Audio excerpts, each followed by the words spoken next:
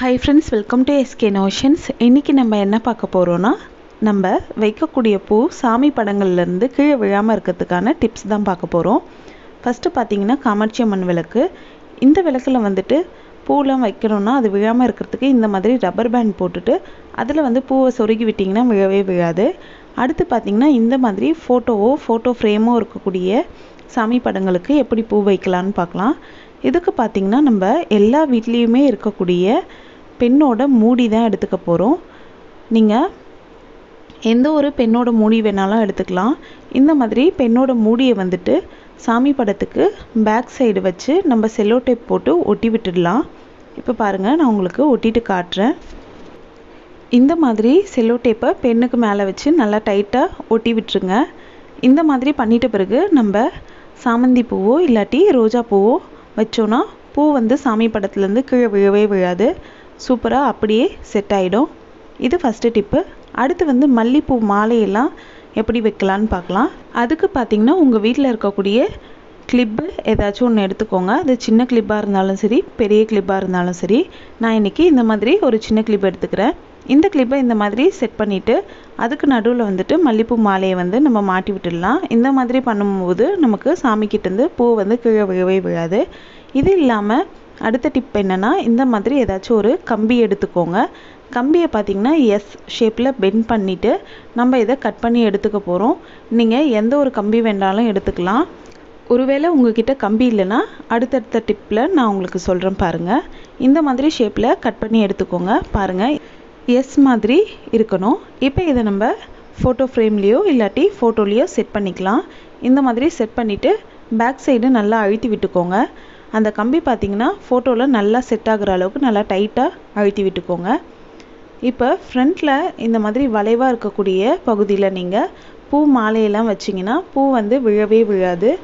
என்கிட்ட கட்டின பூ இல்லாததால் நான் அப்படியே காட்டுறேன். நீங்கள் வச்சு பார்த்தீங்கன்னா உங்களுக்கு நல்லாவே செட் ஆகிடும். கண்டிப்பாக இந்த மெத்தடு ரொம்பவே யூஸ்ஃபுல்லாக இருக்கும். ட்ரை பண்ணுங்கள். அடுத்து பார்த்தீங்கன்னா இந்த மாதிரி வளைவாகவும் இந்த கம்பியை வளைச்சிட்டு நம்ம சாமந்தி பூ ரோஜா பூலாம் வச்சுக்கலாம். இப்போ இந்த கம்பியை எடுத்து காட்டுறேன் பாருங்கள். அதே மாதிரி பெண்ட் பண்ண மாதிரி கட் பண்ணிவிட்டு அந்த எஸ் ஹூக்குக்கு பதிலாக நம்ம ரவுண்டாக ஷேப் பண்ணி விட்டுக்க போகிறோம். இந்த ரவுண்டில் பூவோட காம்பை வச்சுட்டோன்னா அது அப்படியே செட் ஆகிடும். இந்த கம்பி பார்த்திங்கன்னா ரோஜா பூ சாமந்தி பூலாம் வைக்கிறதுக்கு இந்த மாதிரி கம்பி செய்து எடுத்துக்கோங்க. பூ மாலையை அதாவது கட்டின பூலாம் வைக்கிறதுக்கு பார்த்திங்கன்னா எஸ் ஹூக் மாதிரி கம்பியை செட் பண்ணி எடுத்துக்கோங்க. இந்த ரெண்டு கம்பியுமே நீங்கள் எந்த படத்துக்கு வைக்கணுமோ அந்த படத்தில் எப்போவுமே வச்சிடலாம். உங்ககிட்ட கட்டின பூ இருந்தால் எஸ் ஹூக் மாதிரி இருக்கக்கூடிய கம்பிலையும், கட்டாத பூ ஒரே ஒரு பூவாக இருந்தால் ரவுண்டு கம்பிலையும் நீங்கள் வச்சிடலாம்.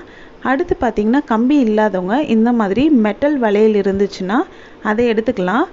பழைய மெட்டல் வளையல் கூட நீங்கள் எடுத்துக்கலாம். அதை இந்த மாதிரி வளைச்சிட்டு லைட்டாக பெண்ட் பண்ணி விட்டுடலாம். பாருங்கள், இந்த ஷேப்க்கு நீங்கள் பெண்ட் பண்ணி விட்டுக்கோங்க.